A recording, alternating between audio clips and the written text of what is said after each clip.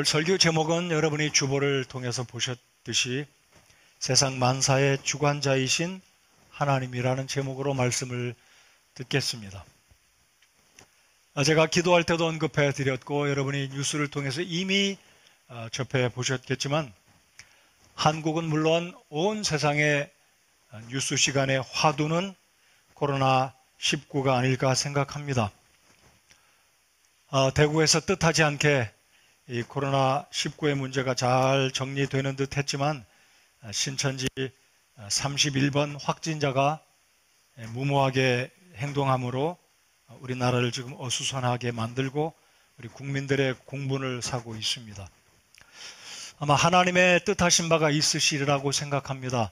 우리 그리스도인들, 기독교인들은 신천지가 어떤 집단인지 잘 알고 있지만 아마 신앙이 없는, 특별히 기독교와 연관을 하고 있지 않는 사람들은 신천지가 무슨 집단인지, 기독교인지 정통교회인지 잘 알지 못하지만 이번 기회를 통해서 신천지는 사회 기생충과 같은 몹쓸 사이비 이단 종교 집단이라는 것이 아마 우리 국민들에게 전달되지 않을까 생각합니다. 그런 측면에서는 하나님의 섭리와 뜻하신 바가 또한 우리의 생각과 다를 것이라고 생각이 됩니다. 그래서 성도님들께 부탁을 드리는 것은 잠시 우리 교회가 세상에 또 주의 영광을 가리지 않기 위해서 오후 예배를 부득이하게 잠시 쉬고 있지만 오늘 돌아가셔서는 가족들이 모여서 시편 91편을 읽고 기도하시면서 이 재앙이 속히 지나가서 우리나라가 평안하고 정상적으로 예배하고 우리 성도님들 일터와 생업과 또 하시는 모든 일들 가운데 하나님의 은혜가 함께 하시기를 또 한마음으로 기도하시는 우리 성도님들 되시기 바랍니다.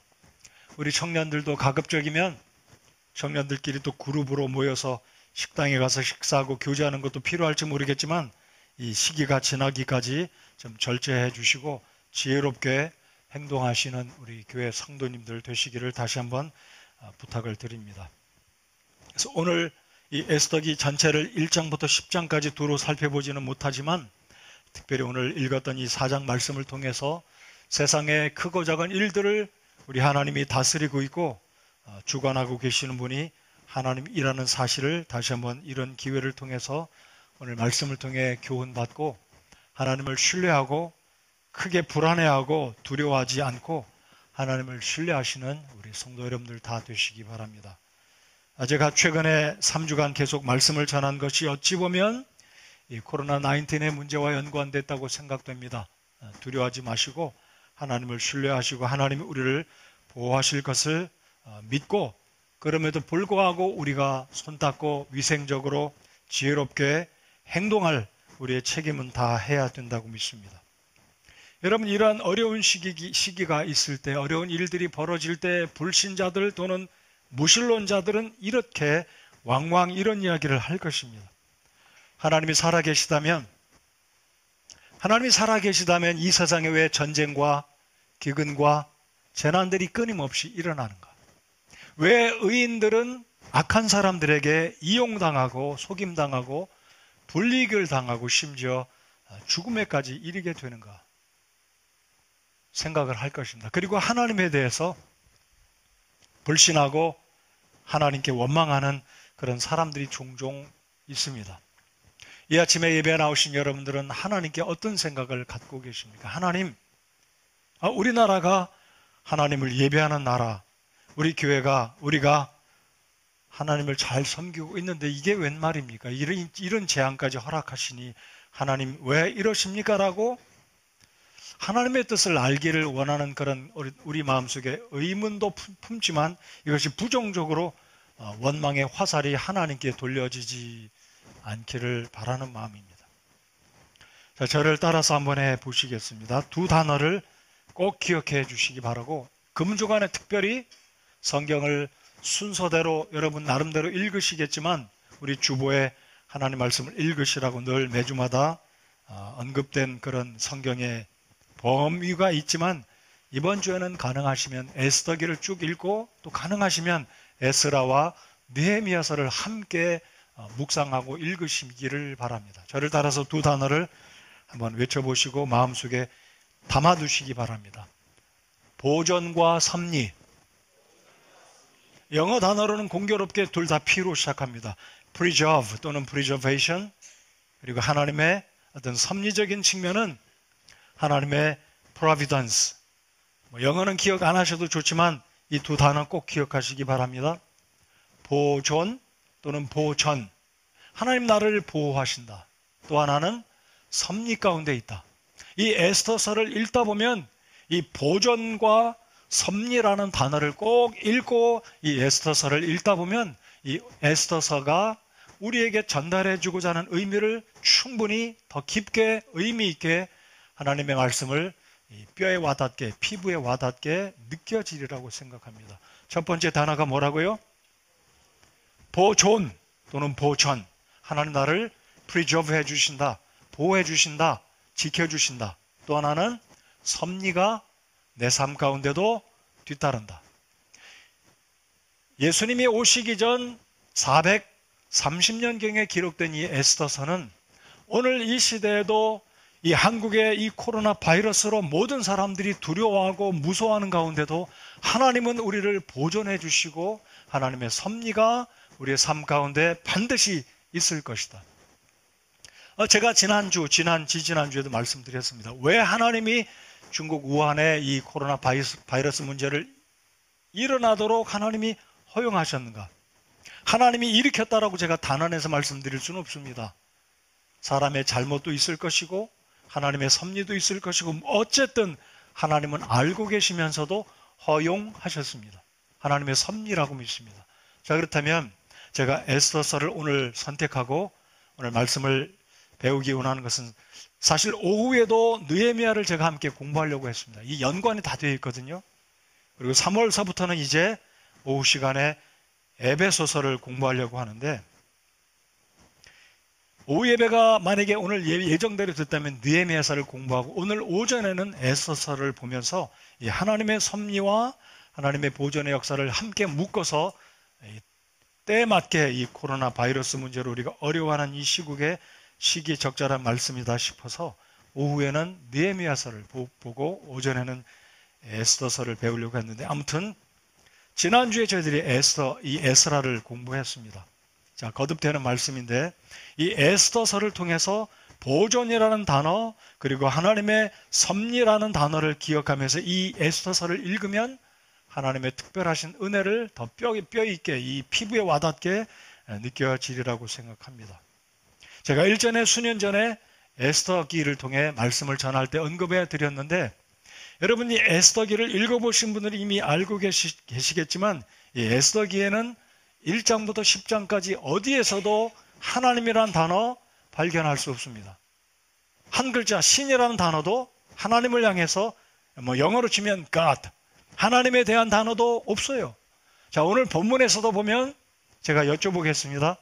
기도라는 단어가 있습니까 없습니까? 그 유명한 에스더가 말하기를 내가 죽으면 죽으리이다 이렇게 말했지만 여러분 나를 위해서 기도 좀 해주시오. 그렇게 말 안 했습니다. 뭐라고 표현되냐면 나를 위해서 금식해달라. 여러분이 에스더서에는 하나님의 이름도 없고요. 그 흔한 예루살렘, 느헤미야나 에스라를 보면 예루살렘이 자주 언급되지 않습니까? 제사, 말씀, 회복, 보흥 이런 단어가 전혀 없습니다. 그래서 한때는 이 에스더서가 정경에 포함되지 않을 뻔도 했습니다. 아니 하나님의 이름도 없는 게 이게 어찌 성경이냐 해가지고 성경학자들은 66권을 성경을 분류할 때 구약 성경 36권을 정경으로 분류할 때 에스더서는 제외시킬 뻔했습니다. 왜냐고요? 하나님의 이름이 없으니까. 일부 학자들은 이렇게 말합니다. 이 에스더서에 하나님의 이름이 없는 것은 그 당시 페르시아에 살고 있던 이 유다인들이 두려워서 이 페르시아 제국의 많은 사람들이 우상을 섬기고 있던 그런 분위기 가운데 우리가 자칫 하나님의 이름을 말하면 우리는 죽음이다. 예루살렘 언급하면 우리는 끝장난다. 그래서 에스더기에는 제사도 성전도 예루살렘도 하나님의 이름이 언급 안 된 것이 그런 이유다라고 학자들은 인본주의적인 생각으로 그렇게 이야기를 그럴듯하게 하는데 저는 그렇게 믿지는 않습니다. 왜입니까? 성경은 하나님의 사람들이 기록을 했지만 성경을 기록한 사람들은 인간 저자이긴 하지만 성경을 기록한 토시 하나, 점 하나, 문장 하나 이 모든 것은 완벽하게 성령 하나님께서 당신의 의도대로 성경을 기록하도록 인도하셨기 때문입니다. 자, 그렇다면 이렇게 생각해 보겠습니다. 에스더서에는 하나님의 이름이 한 번도 없는 것이 우연도 아니고 인본적인 생각에 의해서가 아니라 원저자인 하나님의 의도이다라는 것입니다. 여러분 인정하실지 모르겠어요. 자, 그러면 왜 하나님은 당신의 성경 말씀 에스더기에는 하나님의 이름을 한 번도 언급을 안 하셨을까? 오히려 상대적으로 여러분 이 에스더기 1장부터 10장까지 보시면 아하수에로라는 임금의 이름, 왕이라는 단어가 무려 187번이 언급됩니다. 그런데 하나님의 이름은 한 번도 없습니다. 자, 그렇다면 그 다음 질문이 있습니다. 제가 아까 말씀드렸듯이 인간사에 일어나는 불합리한 일들, 불공정한 일들, 전쟁과 기근과 역병으로 수많은 사람이 죽어갈 때 하나님 당신은 도대체 무슨 일을 하고 계십니까? 하나님 살아계시면서 눈뜨고 인간이 당하는 이런 참담한 일을 보고 계십니까? 아니 우리가 당한 이 어려움을 헤아리고 계시는 것입니까? 라고 질문을 한다는 것입니다. 근데 이 에스더기에는 이 유다인들이 죽음 직전에까지 12월 13일이면 이 페르시아에 남아있던 모든 유대인들이 죽임을 당하는데도 불구하고 하나님은 여전히 묵묵무답 아무런 액션을 취하는 것 같지 않아 보입니다. 네, 오늘 제가 말씀드렸듯이 이 에스더기를 잘 보시면 하나님은 여전히 이 페르시아 제국에 남아있던 유다인들을 보존하고 계셨고 하나님의 섭리 가운데 이들을 축복하시는 사건이 바로 에스더기가 우리에게 보여주는 의도적인 하나님의 깊은 진리가 이 속에 들어 있다는 것입니다. 다시 한번 기억하시겠습니다. 두 단어 무엇과 무엇이라고요? 보존과 섭리. 영어를 잘 하시는 분은 피 두 개를 기억하십시오. 하나님의 그 피로 시작되는 두 단어 preservation, 하나님의 providence. 자, 하나님이 우리를 이렇게 오늘 이 시대에도 에스더기가 기록된 이 이후로부터 지금까지 약 2500년이 지난 지금도 하나님은 우리를 보호해 주시고 하나님의 섭리 가운데 세상이 이 코로나 바이러스로 인해서 굉장히 두려워하고 무서운 가운데 있지만 하나님은 여전히 우리 또한 보호하고 보존해 주고 계심을 믿으시기 바랍니다. 자, 이 에스더서의 배경을 잠깐 말씀을 드리면, 자, 이 에스더서는 구약 성경의 마지막 역사를 기록하고 있습니다. 제가 그래서 성경 통설교 이제 에스라, 느헤미야, 에스더를 오늘 다 끝마치려고 했던 이유가 이 세 권의 책은 구약 이스라엘 역사의 마지막 모습입니다. 여러분 흠정역 성경 각 권마다 소개하는 개론적인 그 페이지를 열어보시면 이 에스더가 기록된 것은 예수님이 오시기 전 450년경, 430년경이다라고 이야기합니다. 그리고 느헤미야는 420년, 410년 이 정도. 그리고 말라기서는 430년. 자, 그러면 이 성경책에 의하면 구약 성경 39권 가운데 제일 마지막에 기록된 것은 말라기가 아니라 느헤미야기입니다. 자, 이 느헤미야와 에스라와 에스더는 동시대 사람들입니다. 같은 시대에 살았던 인물들입니다. 자, 우리가 잘 알듯이 북왕국 이스라엘이 멸망당한 이후에 머지않아 남왕국 유다도 멸망을 당했습니다. 하나님의 종들이 계속해서 경고를 줍니다. 특별히 예레미야 선지자가 여러분 우리의 동족 북왕국이 멸망했으니 여러분들이여 회개하시오.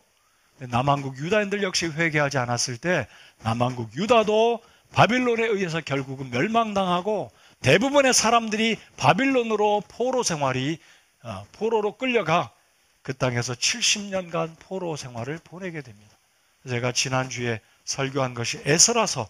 그래서 이 에스더기는 6장과 7장과 연관된 사건이 동시다발적으로 발생합니다. 자, 꼭 기억하십시오. 연도는 기억하지 못하시더라도 이스라엘 백성들이 바빌론에서 70년 포로 기간이 지나고 이제 이 페르시아의 임금이 칙령을 선포합니다. 페르시아 제국에 있는 모든 유다인들은 이제 자유롭게 너희들 고향으로 돌아가라. 그래서 1차 포로들이 귀환해서 수룹바벨과 함께 유다 땅으로 돌아갔고, 2차 때 에스라가 또 약 2만 명가량, 1차에 5만 명가량, 2차 약 2만 명가량이 1차와 2차에 걸쳐서 약 7만 명 이상의 유대인들이 예루살렘으로 돌아갑니다. 근데 이 에스더는 1차와 2차 포로 기간 중에 중간에 유다 땅으로 돌아가지 않고 남아있던 이 유다인들에게 일어난 사건을 다루고 있는 것이 에스더기의 배경이 되겠습니다. 이해가 가십니까? 수룹바벨이 1차에 약 5만 명을 데리고 유다 땅으로 돌아갔고, 그리고 몇 년의 기간이 지난 다음에 다시 느헤미야가 2차로 약 2만 명의 유대인들을 데리고 유다 땅으로 돌아갔고, 근데 어찌된 영문인지 이들은 남아 있었습니다. 아마 이들은 제 생각에 70년 동안에 바벨론과 페르시아에서 태어난 유대인들의 후손들이 아닐까, 신세대가 아닐까. 그러니까 어떤 이유로 안 돌아가고 고레스 왕이 돌아가라 자유를 선포했지만 돌아가지 않고 남아있었던 이유가 무엇인지는 잘 모르겠습니다. 제 추측건데, 이 페르시아에서 살았던 이들이 낯설고 물선 고향 땅으로 돌아가서 산다는 것이 쉽지 않다는 거죠. 오늘날 미국이나 유럽으로 캐나다로 이민 간 우리 한인들의 후손들이 고향 땅으로 돌아가라 했을 때 정착했던 그 땅, 직장과 사업을 다 버리고 고향 땅으로 돌아가는 게 쉽지 않기 때문에 이 페르시아에 살고 있던 이들 또한 그런 상황이 아니었을까. 자, 저들 에스라서 4장을 잠깐 열어보시기 바랍니다. 에스라서 4장.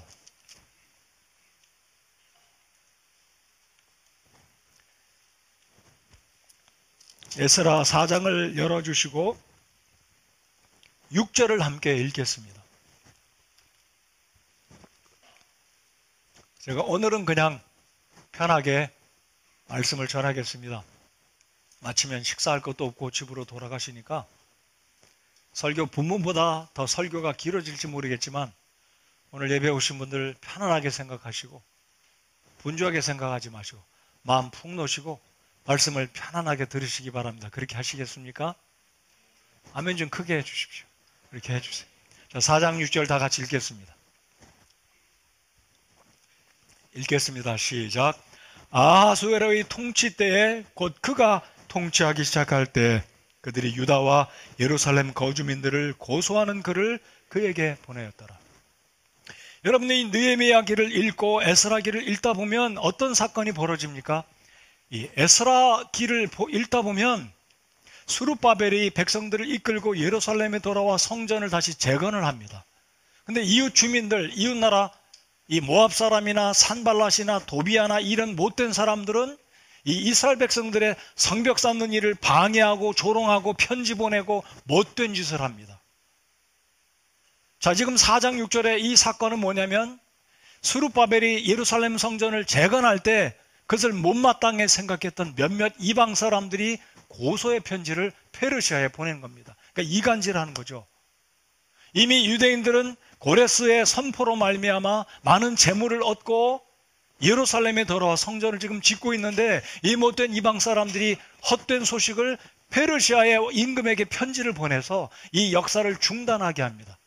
편지가 페르시아 왕에게 전달이 됩니다. 그래서 4장 6절에 보면 아수로의 통치 때에 곧 그가 통치하기 시작할 때에 그들이 유다와 예루살렘 거주민들의 무슨 소식을 들었다고요?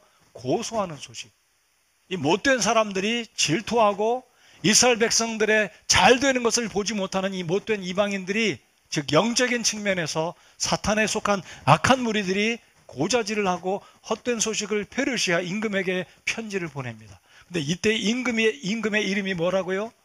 4장 6절 이름이 뭐라고요? 아하수에로. 이 사람은 굉장히 포악하고 부도덕하고 못된 임금입니다. 세상의 역사에 보면 이 사람의 이름이 크세르크스라고 나와 있습니다. 세계적인 역사, 그리스 역사학자 헤로도투스에 의하면 이 사람은 아주 못된 사람인데 세계 역사에 이 사람의 이름은 성경의 이름과 좀 달라요. 크세르크스라고 주보에 제가 이름을 적어 두었습니다. 왜 이름이 다르냐면 히브리 언어 발음으로 이 사람의 이름을 옮길 때 약간 다르기 때문에 성경에는 아하수에로, 세계 역사에는 크세르크스로 악명 높은 페르시아 제국의 통치자입니다.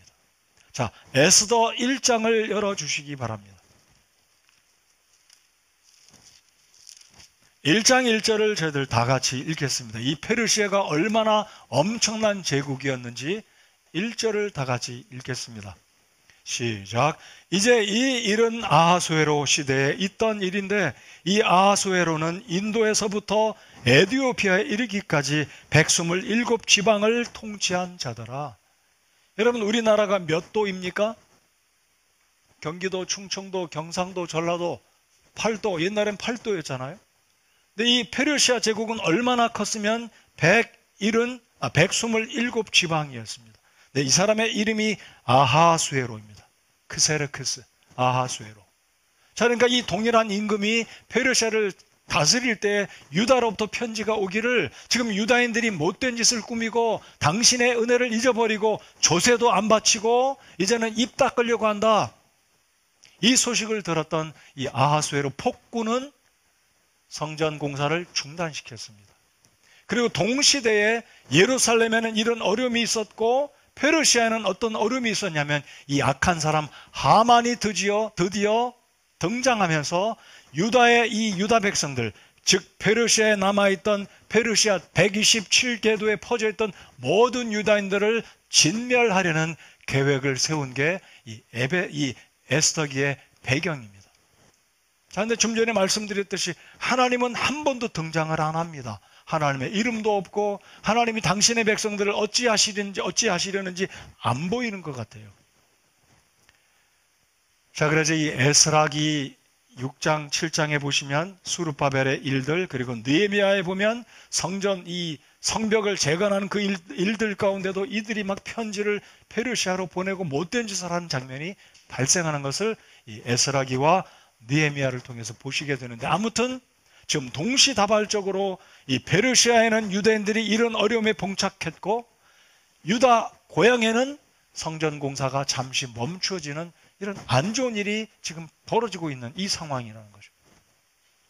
자, 이 에스더기를 잠깐 이 개론적인 부분을 말씀을 드리면 1장에서 4장까지는 이 유대인들이 어떤 상황에 지금 이르고 있는지, 에스더가 어떻게 해서 왕비가 되었는지, 이 모르드게가 누군지 설명하는 장면이 1장부터 4장이고요. 그리고 후반부 이제 5장부터 10장까지는 이 하만이라는 이 못된 사람이 무죄한 하나님의 백성인 유다인들을 진멸시키려고 왕의 마음을 꼬드겨서 뇌물을 주고 왕의 마음을 사고 왕의 도장을 찍어서 전국 페르시아 제국에 있는 유대인들을 진멸하려는 이 못된 계획을 이뤄가고, 그런데 이 5장부터 10장까지 보시면 이 하만이라는 사람이 결국은 오히려 죄꾀에 넘어가서 이 하만이 죽게 되는, 오히려 반전의 역사가 일어나서 이 모르드게가 복을 받고 유다인들이 생명을 건질 뿐만 아니라 축제를 맞이하면서 해피엔딩으로 끝나는 게 에스더기입니다. 자, 그래서 에스더기는 네 인물이 주된 주인공입니다. 모르드게, 에스더, 아하수에로 왕, 그리고 하만입니다. 자, 근데 오늘 제가 전해드릴 인물은 에스더가 아니라 모르드게입니다. 자, 모르드게의 이름은 잘 기억하십시오. 작은 자다라는 뜻입니다. 작은 자. 여러분, 성경에 작은 자란 이름을 가진 사람과 큰 자란 이름을 가진 동일한 사람이 있는데 그 사람이 누구인가요? 바울입니다. 사울이란 인물이 두 사람이 나오지 않습니까? 기스의 아들 사울. 제가 일부러 기스란 언급을 한 것을 잠시 후에 제가 알려드리려고, 사울의 이름, 그는 기스의 아들인데 이 모르드게가 기스의 후손입니다. 자, 사울은 큰 자란 이름입니다. 근데 이 바울이 다메섹 도상에서 예수님 만나고 구원받으니까 이 교만한 이름 큰 자가 아니라 나는 주님 안에서 작은 자다 해서 개명하고 바울이라고 이름을 짓지 않았습니까? 그래서 바울과 모르드게는 똑같은 이름의 뜻입니다. 기억하십시오. 자, 모르드게 이름의 뜻이 무엇이라고요? 작은 자. 근데 우리 하나님은 작은 자를 통해서 놀라운 역사를 이루셨다는 것 교훈을 받으시기 바랍니다. 그래서 하나님은 세상에 유명한 자, 능력 있는 자를 통해서 일하실 수도 있지만 모르드게 같은 중요한 사람을 하나님이 이 모르드게를 통해서 유다인들 전체를 풍전등화 같은 그 위기에서 하나님이 살려내는 그 일에 하나님이 일하셨다는 것. 자, 저희들 모르드게가 어떤 사람인지 2장을 잠깐 열어주시기 바랍니다. 2장 5절 6절을 함께 읽겠습니다.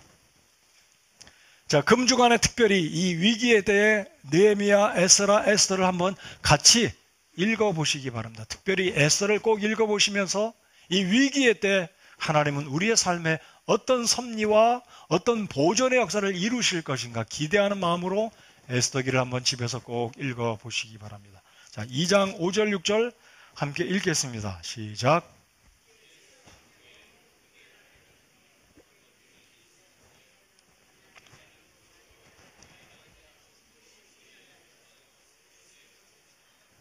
이 사람이 전에 유다왕 여고니아와 함께 사로잡혀간 포로들 곧 바빌론 왕 느부갓네살이 사로잡아간 자들과 더불어 예루살렘에서 사로잡혀 갔더라. 자, 여기에 모르드게는 어느 지파 사람이라고 소개하고 있습니까? 베냐민 사람입니다. 기스의 손자, 증손이라고 그랬나요? 아무튼 기스의 후손입니다. 자, 그러면 이게 무슨 말이냐면 쉽게 말씀드리면 모르드게는 왕손입니다. 그래 봬도 이 사람이 왕손이에요. 베냐민 지파 사울의 후손이니까. 자, 에스더기의 저자가 의도적으로 이렇게 표현한 의미가 있습니다. 물론 성령께서 그렇게 기록하셨겠죠. 이 모르드게는 바벨론 땅에서 포로의 신분으로 있었지만 그래 봐도 이 사람이 왕손이 뼈대 있는 집안이에요. 근데 여러분 에스더기를 잘 읽어보면 이 모르드게가 어떻게 해서 이 페르시아의 관료가 됐는지는 알 길이 없습니다. 자, 이 사람이 어떤 직분에 있는지 잘 몰라요. 그렇지만 이 사람이 일하고 있던 일터는 어디였냐면 출입하는 그 문전에서 일을 하고 있었다. 이 말은 의미 있는 지위에, 중요한 지위에 왕궁을 드나드는 어떤 중요한 일을 맡은 관료라는 것. 자, 페르시아 제국의 유대인 포로 신분으로 관료가 됐다는 건 그래도 굉장히 이 사람들이 유력한, 이 모르드게가 유력한 사람이라는 겁니다.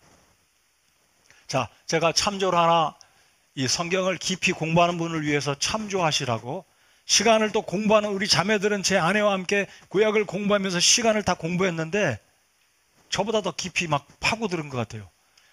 구약의 열왕들 다 이름 외우고 저는 이름 못 외우거든요.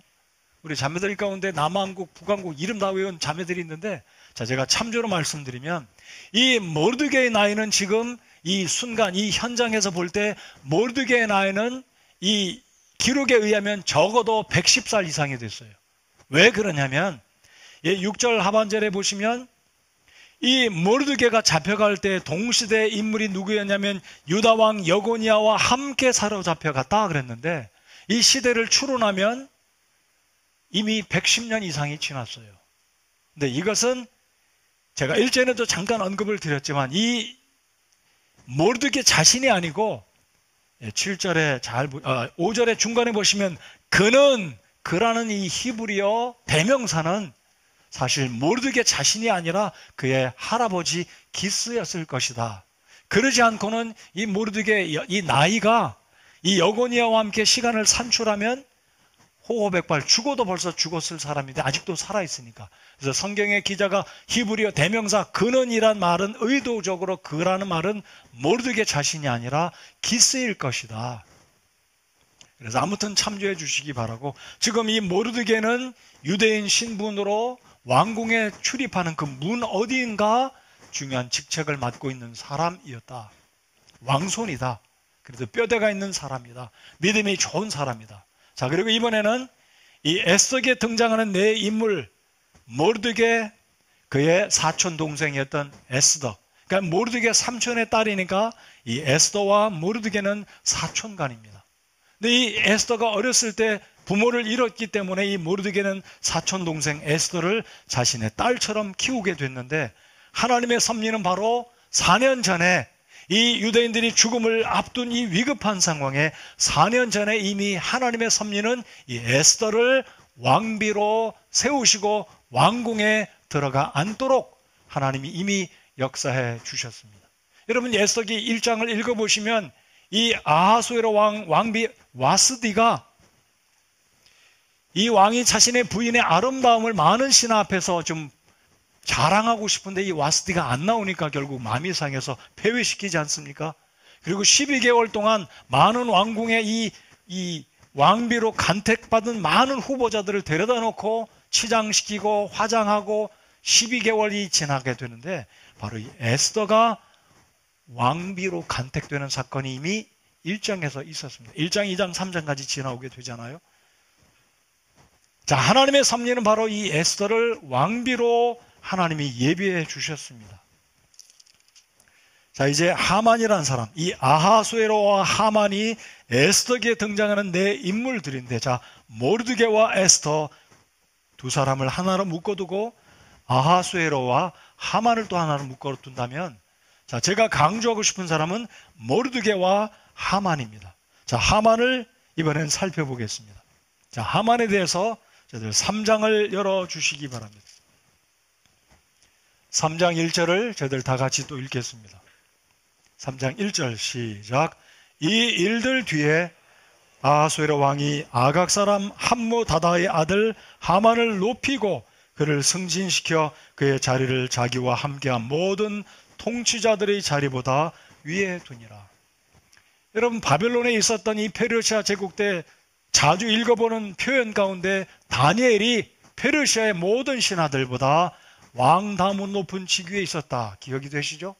이 아각의 후손이었던 하만이 127개 도의 그 넓은 엄청난 페르시아 제국의 당대의 최고의 강국이었던 페르시아 제국의 2인자가 됐다는 것입니다. 자, 이 하만이 누군지 한번 잘 살펴보시기 바랍니다. 이 하만은 페르시아 사람이었습니까? 아니었습니까? 아니었습니다. 외국인으로 엄청난 출세를 한 사람이 바로 하만이었습니다. 자, 방금 제가 모르드게를 말씀드렸는데 이 모르드게 또한 유대인으로 포로된 신분으로 어떻게 해서 이 유대인이 페르시아 제국의 관료가 됐는지는 잘 알 수가 없어요. 자, 근데 이 하만 잘 보십시오. 이 일들 뒤에, 이 일들이란 이미 이 하만이 나쁜 일들을 꾸미고 이렇게 이 모르드게를 실어가지고, 이 모르드게가 어찌 보면 쉽게 말씀드리면 왕궁을 드나드는 한 부서의 책임자로 이 하만이 왕궁을 출입할 때 많은 사람들이 이 지체 높은 하만에게 인사를 하고 예의를 갖추는데, 모르드게만큼은 고개를 뻣뻣이 들고 하나님을 경외하는 나는 십계명의 규례에 따라 어떤 형상에게든지 절할 수 없다는 독실한 믿음을 갖고 있던 이 모르드게를 이 하만이 시기하고 질투하고 마치 눈의 가시처럼, 저 모르드게, 내가 이 제국의 2인자이건을 다른 사람은 모두 다 나한테 절을 하고 굽신거리고 안양거리는데, 아니 이 히브리인 유다인 모르드게만큼은 고개를 빳빳이 하고 절도 하지 않는 저놈을 내가 단칼에 요절을 내야 되겠다, 그런 사건이 있었다는 것입니다. 이 일들 뒤에 이미 하만은 모르드게를 없이하려고 계획을 세우고 있던 그런 상황에 에스더기의 저자는 이 하만이 누구인지 3장 1절에 소개하고 있습니다. 자, 이제 집중해 주시기 바랍니다. 이 두 사람 다 외국인이었습니다. 근데 공통적인 것은, 재미있는 것은 이 하만 또한 왕의 후손이었다는 겁니다. 자, 잘 보십시오. 1절에 보시면 이 사람의 조상이 누구입니까? 함무다다의 아들 하만을 높이고 그를 승진시켜 그랬는데, 이 사람의 조상은 아각이었습니다. 여러분, 아각이 누구인지 혹시 기억나십니까? 아각은 사무엘 시대에, 사울 시대 때 연관된 사람이었습니다. 하나님이 사무엘을 통해서 말합니다. 아말렉과 전쟁할 때 거기 있는 수양도 우양도 모든 생축 다 진멸하고 아무도 살려주지 말라 그랬을 때, 사울은 자기의 공적을 나타내려고 적장을 살려두는데 그 적장의 이름이 누구였습니까? 아각이었습니다. 이 아각은 누구였냐면 아말렉입니다. 여러분, 아말렉은 누구입니까? 거슬러 올라가면 이 아말렉의 조상은 바로 에서입니다. 여러분, 성경이 참 재미있습니다. 12지파의 조상은 야곱이라면 이 사울 베냐민 지파, 베냐민 12지파의 마지막 막내 아닙니까? 내 12아들의 아버지는 야곱이라면 야곱의 형님이었던 이 에서의 후손이 바로 아말렉 족속인데, 이 아말렉 족속과 지금 이 이스라엘 12지파의 후손인 모르드게가 지금 라이벌처럼 지금 경쟁하고 있습니다. 영적인 의미를 말씀드리면, 이 바로 이스라엘의 후손이었던 이 베냐민 지파의 이 모르드게는 하나님의 나라에 하나님의 백성들을 대표하는 인물이라면, 이 하만은 바로 영적인 하나님의 나라를 없이하고 그리스도를 대적하는 영적인 의미에 있어서 하나님을 대적하는 사탄의 측면에 속한 사람이라는 거예요. 그러니까 유대인들은 지금 12월 13일 날 날짜 받아둔 겁니다. 다 죽음이었어요. 자, 3장 13절을 함께 읽어보겠습니다. 3장 13절 다 같이 읽겠습니다. 시작. 그가 그 편지를 바발꾼들을 통해 왕의 모든 지방에 보내어 12월 곧 아달월 13일 하루 동안 젊은이나 늙은이나 어린이나 여인을 막론하고 모든 유대인을 멸하고 죽이며 소멸시키고 또 그들을 탈취물로 삼아 노략하게 하였으며. 여러분, 에스더기를 잘 읽어보면 이 하만이 제국의 2인자가 되어서 왕을 꼬드겨서 유대인들을 멸하려는 허락을 받아내게 되는데 뇌물을 바칩니다. 어떤 뇌물을 바치냐면 은 1만 달란트를 왕에게 바칩니다. 잘 안 믿겨지는 비논리적이고 비상식적이죠. 아니, 어찌 신하가 왕에게 뇌물을 줍니까? 오늘 이 시대는 사람들이 대통령에게 뇌물을 줄 수 있습니다. 그런데 이 왕이 다스리는 시대 때 왕은 모든 것을 소유했습니다. 제국의 모든 것이 왕의 것인데 하만은, 간교한 이 하만은 은 1만 달란트. 여러분, 은 1만 달란트면 몇 킬로인지 아십니까? 킬로로 환산하면 34만 kg입니다. 34만 킬로그램. 엄청난 돈이죠. 이것을 왕에게 주고 왕의 마음을 사서 왕의 어인을 받고 도장을 찍고 유대인들을 전부 다 죽이기로 이미 허락을 받았습니다. 그 날짜가 12월 13일입니다. 아직 이제 며칠이 남은 거죠. 근데 이 하만은 계속해서 눈에 가시와 같은 저 모르드게를 죽이려고 이미 자기 집안에 높은 장대를 준비했습니다. 50규빗. 우리 숫자로 환산하면 22m. 여러분, 22m 높은 막대기 생각해 보십시오.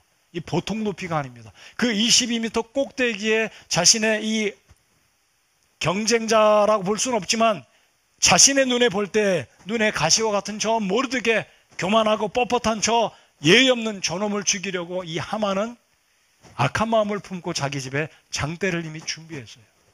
시간은 시시각각 다가옵니다. 온 이 페르시아 제국에 방이 붙은 것을 이 모르드게가 알고 아무것도 알지 못하는 사촌 동생을 드디어 부릅니다. 그게 4장의 사건. 자, 4장으로 가겠습니다. 여러분, 기억하십시오. 1장에서 이 와스디가 폐위되고 에스더가 하나님의 섭리 가운데 왕비가 됩니다. 그리고 몇 년이 지났냐면 4년이 지납니다. 여러분, 에스더기를 통해서 4년이 지났다고 산출해낼 수는 없어요. 근데 이 아하스웨로 왕 즉위 몇 년 에스라와 느헤미야 이걸 비교적으로 종합해 보면 왕비 에스더가 왕궁에 들어가 아하스웨로의 왕비가 된 지 4년째 이 사건이 드디어 발생합니다. 자, 4장 13절 14절을 보시겠습니다.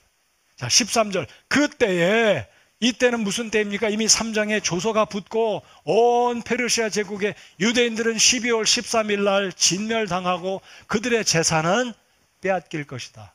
근데 그 배후에는 하만이 유대인들의 모든 재산을 빼앗으려고 왕에게 이미 은을 이미 뇌물로 바치고 도장까지 받아두고, 이 하만은 지금 등 두드리며 배를 쓰다듬으면서 야, 이제 머지않아 눈에 가시와 같은 자 모르드게 죽이고 많은 유대인들의 재산은 다 내 것이 될 것이다. 악한 계획을 세우고 있었을 이때에 이제 모르드게가 자신의 사촌을 불러서 이야기를 합니다. 13절을 보십시오. 그때 모르드게가 명령하여 에스더에게 회답하되 내가 왕의 집에서 모든 유대인들보다 더 잘 피하리라고 스스로 생각하지 말라. 이때 내가 전적으로 잠잠하면 유대인들은 다른 곳으로부터 해방과 구출을 받으려니와 너와 내 아버지 집은 멸망하리라. 내가 이와 같은 때를 위해 왕국에 들어갔는지 누가 알겠느냐 하니라. 바로 이 모르드게의 고백은 하나님의 섭리를 철저하게 믿었던 믿음의 사람, 확신의 사람이었다는 것을 여러분 기억하시기 바랍니다. 제가 아까 말씀드리지 않았습니까? 에스더기에는 하나님의 이름 한 번도 언급이 없습니다. 제사, 번제, 예루살렘, 성전 없습니다. 바로 이 모르드게의 고백이야말로 내가 왕궁에 있다고, 여러분 이 모르드게와 에스더가 이야기한 비밀의 대화 기억하십니까? 너 왕비로 간택을 되면 내 출신이 뭐다, 너 유대인이다 절대 말하지 말고 침묵하라. 아마 아직도 이 순간까지 아하수에로 왕은 자신의 왕비가 유대인인 줄 아마 모르고 있었을지 모르겠습니다. 정황을 보면 그때까지 모릅니다. 근데 이 애통한 심정, 억울한 심정을 이 왕비 에스더가 아하수에로가 그렇게 묻지 않습니까? 3번이나 내 소원이 뭐냐? 내 소원이 이 나라 절반이라도 구하면 내가 다 주겠다. 3번을 그렇게 언급하는데 드디어 에스더가 입을 엽니다. 제가 유대인입니다. 저 하만 때문에 우리 민족이 죽게 됐습니다. 이 고백을 할 때 이 아하수에로 왕이 이 마음이 하나님의 감동을 입어서 이 못된 하만을 죽여야 되겠다라고 비로소 장면이 전개되는 반전의 역사가 나오는 거 여러분 읽어보셨죠? 자, 이때까지는 이 에스더는 비밀이었습니다. 유대인이었는지 뭔지 몰라. 이 아하수에로 왕은 단지 그 예쁜 미녀 에스더를 자기 왕비로 삼았습니다. 제가 좀 더 이야기를 한번 드려볼게요. 자, 이 긴박한 상황에 에스더조차도 왕의 얼굴을 못 본 지가 30일이 지났습니다. 이 당시에 이 페르시아 제국의 관습은 무엇이냐면 왕이 손에 들고 있는 이 호를 내어밀지 않으면 주방장도 맛있는 음식을에다가 왕 앞에 갖다 바칠 수 없습니다. 포도주를 갖다 바치는 이 시종들도 왕 앞에 함부로 못 나옵니다. 그게 규정이었습니다. 왜 그런 규정이 있냐면 제국에는 이 왕들을 살해하는 이 사건들이 비일비재하기 때문에 왕들은 항상 옆에 자기들을 보호하는 보디가드를 잔뜩 두고 이 호를 내밀지 않는데 아무나 왕 앞에 가면 옆에 있는 이 보디가드들이 당장 그 사람들을 목 치는 이 일들이 있었기 때문에 에스더 왕비도 사실 남편이지만 왕비이지만 왕이 호를 내밀기 전까지는 함부로 못 나가는 거예요. 며칠이 지났다고요? 30일째. 근데 지금 이 모르드게 자기 사촌 오빠가 와서 너 우리 민족이 죽게 됐으니까 너 스스로 너의 신분이 알려지지 않았으니까 너 혼자 피할 생각하지 말고 내가 혹시 피한다고 스스로 생각한다 할지라도 하나님은 우리를 건져주실 것이다. 하나님은 다른 방법으로 우리를 보호하실 것이다. 너 잠잠하지 말고 내가 왕비가 된 것은 이 때를 위함이 아니냐. 근데 여러분 이 장면에서 우리가 오해하지 말아야 될 것은 이 모르드게는 사람을 의지해서 백이 있으니까 내 사촌 동생이 왕비니까 이 백을 이용해서 우리 민족을 내가 살아야 되겠다. 이게 절대로 아니었습니다. 이 모르드게의 고백은 철저하게 내가 아닐지라도 다른 방법으로 하나님은 우리를 건져주실 것이다. 여러분 우리가 이 어려운 시기에 모두들 두려워하는 시기에 우리 자신도 어찌 보면 너무나 과도히 두려워하고 무서워하고 있는지 모르겠습니다. 여러분 하나님의 섭리를 믿으시고 오늘 제가 말씀드렸던 하나님은 성경에 이 에스더기에 하나님의 이름도 한 번도 언급이 안 되어 있습니다. 오히려 아하수에로나 이 왕이라는 단어가 187번에 언급되는 동안 이 에스더기 1장부터 10장까지 하나님은 한 번도 이름이 등장하지 않고 하나님이 손 쓰시지 않는 것처럼 보이지만 사실은 하나님이 이미 단단히 이스라엘 민족을 보존하고 계시고 일하고 계심을 보고 있지 않습니까? 4년 전에 이미 하나님은 손을 써두셨습니다. 어떻게 해요? 이런 일을 아시고 에스더를 왕비로 하나님이 선택해 주셨습니다. 믿으십니까? 하나님은 아하수의 왕의 마음을 열어서 이 왕비 에스더가 왕궁에 들어가 왕비가 되도록, 그리고 호를 내밀지 않았어도 에스더가 왕 앞에 나아갈 때에 아하수에로가 에스더를 부릅니다. 그리고 당신의 소원이 뭡니까? 내가 당신의 소원, 이 나라 절반을 위한다 할지라도 내가 들어주겠다는 이런 과정들이 바로 하나님의 놀라운 섭리라는 것. 그래서 우리가 이 4장 13절, 14절을 보면서 우리가 확신해야 될 것은 어려운 일이 있을 때 나 혼자만 살 궁리 사는 게 아니라 나 혼자만 챙기는 게 아니라 우리 그리스도 안에 있는 모든 형제 자매들이 우리의 모든 어려운 일이 우리의 어려움이고 우리의 기쁜 일들이 우리 모두의 기쁜 일이라는 성경이 말씀하시는 그대로 우는 자들과 함께 울 줄 알고 기뻐하는 자들과 함께 기뻐하고 웃을 줄 아는 동고동락하는 우리 성도들이 되어야 한다는 것입니다. 이게 모르드게는 바로 하나님이 배후에 섭리하고 계시고 반드시 우리 민족을 건져주실 것을 이 모르드게는 믿었다는 것입니다. 자, 하나님은 어떻게 섭리하셨습니까? 자, 하나님이 드디어 일하기 시작합니다. 에스더가, 자, 5장에 보시면 에스더가 왕 앞에 나아갑니다. 호를 내밀지 않았어도 목숨을 내어놓고 3일 동안 백성들이, 그리고 자신도 시녀들과 간절히 하나님께 기도하고 왕 앞에 나아갑니다. 근데 왕이 그의 모습을 보고 측은히 여기고 호를 내밀고 에스더가 나아오도록 허락하고, 자, 3절에 보시면 그때 왕이 그녀에게 이르되 왕비 에스더여, 그대의 소원이 무엇이냐, 또 그대의 요구가 무엇이냐, 왕국의 절반이라도 그에게 주겠노라 하며, 이 마음의 감동을 이런 마음을 주셨겠습니까? 여러분, 페르시아 제국의 절반이면 얼마나 크겠습니까? 이 마음을 누가 감동했겠습니까? 하나님의 섭리인 줄 믿으시기 바랍니다. 자, 드디어 이 에스더가 왕의 마음을 얻고 하나씩 차곡차곡 이 이스라엘 민족의 어려움 당한 일을 이 5장 7절에 보면 청원을 듣게 됩니다. 이 왕이 에스더의 청원을 듣게 되고 에스더가 자신의 신분을 이야기하고 하만을 초청하고 이런 일들이 계속 이루어져 갑니다. 그리고 5장의 끝부분에 보시면 이 하만은 자기 집에 이미 모르드게를 달아 죽이려고 교수들을 자기 집에, 그것도 자기 집에 장대를 준비합니다. 자, 하나님이 이때 어떻게 역사합니까? 6장에 보시면 왕이 잠을 못 잡니다. 잠을 못 잔 것도 하나님의 섭리입니다. 근데 이 왕이 잠을 못 자는데 그냥 다른 일 한 게 아니고, 오늘은 역사서를 한번 읽어봐야 되겠다.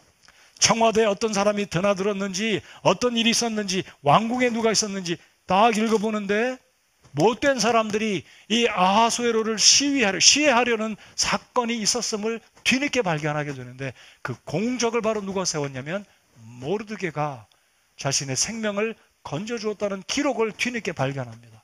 이튿날 신하들을 부릅니다. 여봐라, 언제 이런 일들이 있었는데 모르드게가 과연 이런 일을 했는데 그에게 상을 주었느냐? 아니요, 아무도 모르드게의 공적을 취하지 않았습니다. 그래?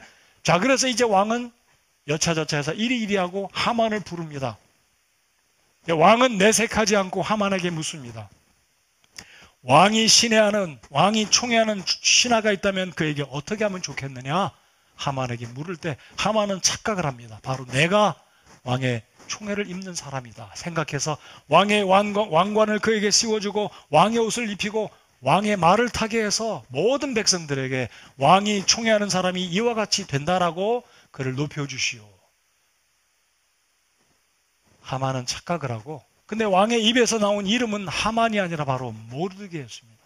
자, 이 소식을 이 하만의 집에 돌아가서 자신의 부인에게 이야기할 때 부인은 이미 사태가 기운 것을 알고 뭐라고 이야기합니까? 당신은 끝났다. 당신이 모르드게를 죽이려고 장대를 달아두고 억울하게 이 유대인들을 죽이려고 여태까지 모사를 꾸몄는데 왕이 모르드게를 저렇게 총애한다면 당신은 이미 끝났다. 이 기록 또한 누가 기록한 것입니까? 하나님께서 우리에게 들려주시고자 악한 이 하만의 괴계를 하나님이 역전시켜 주시고자 반전의 역사가 이루어진 것이 5장, 6장, 7장, 8장 쭉 가면 결국 하만이 죽습니다. 반지가 하만의 손에서 빼어지고 모르드게에게 전달되고, 자, 10장을 열어보시겠습니다.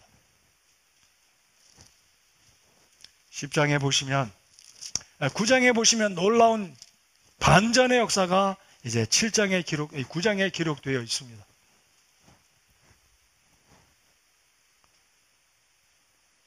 여러분, 오히려 이 하만은 전국에 왕을 꼬드겨서, 왕을 속여서 조서에 왕의 어인이 찍힌, 반지의 도장을 찍힌 조서를 이 페르시아 제국에 방을 붙였고, 모든 유대인들은 12월 13일 날 처형당하고 모든 재산을 몰수당하려고 방이 붙었지만 이제 전세가 역전돼서 다시 조서가 붙기를 유대인들은 보호하고 유대인들의 재산은 보호하고 이 유대인들을 멸시하고 죽이려고 했던 저들을 진멸하라는 새로운 조서가 페르시아 전역에 다시 붙게 되면서 이 유대인들을 압제하고 죽이려고 했고 핍박했던 사람들이 오히려 죽임을 당하게 됩니다. 그것이 이 9장의 기록들입니다. 그리고 하만이 장대에 달리게 됩니다. 그리고 하만의 10 아들이 죽었다라고 여기 9장 6절에 보시면 또 수산궁에서 유대인들이 500명을 죽여 멸하였고, 수산궁에서만 하만 편에 들었던 못된 이 협잡꾼들, 사기꾼들, 이 못된 사람들이 500명이 죽임을 당하고, 10절 다 같이 읽겠습니다. 시작. 곧 함무다다의 손자여 유대인들의 원수인 하만의 10 아들을 죽였으나 노략물에는 손을 대지 아니하였더라. 여러분, 에스더기를 잘 읽어보실 때 관찰해야 될 것은 유대인 모르드게라고 표현되어 있고요, 그리고 여기 보시면 유대인들의 원수인 하만과 그랬습니다. 이게 그냥 하만이라고 표현하지 않고 유대인들의 원수인 하만의 10 아들을 죽였으나 역전이 되었습니다. 자, 10장을 보시겠습니다. 10장은 그냥 세 절로 짧게 끝이 납니다. 짧게 끝이 난 이유도 강조하고 있는 에스더기의 저자의 하나님의 의도하심이 아닌가 생각합니다. 10장의 제 1절부터 제가 읽겠습니다. 아수르 왕이 땅과 바다의 섬들에게 조공을 바치게 하였더라. 그의 능력과 권력에 따른 모든 행적과 왕이 모르드게를 위대한 자리로 승진시키고 그의 위대함을 밝히 드러낸 일이 메대와 페르시아 왕들의 연대기 책에 기록되어 있지 아니하냐. 3절 다 같이 읽겠습니다. 시작.